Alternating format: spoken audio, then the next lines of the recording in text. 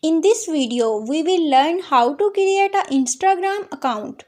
First, you need to make sure that you have installed your Instagram app. Once the Instagram app is installed, simply go and open your Instagram app.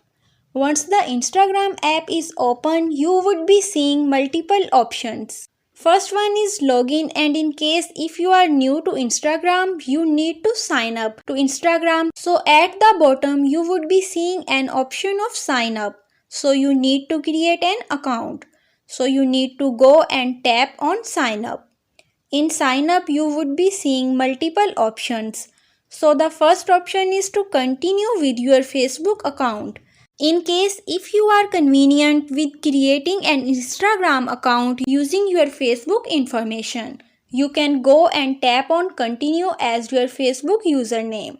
In case if you are not seeing the username, simply go and tap on continue as Facebook, and it would ask you for your email and password of your Facebook account. So under that you would be seeing an option of sign up with phone or email.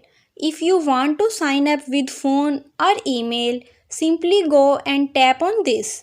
In case of email, simply go and enter your email. In case of phone, simply go and enter your phone number. Once you have entered the details, tap on next. Enter your name and password.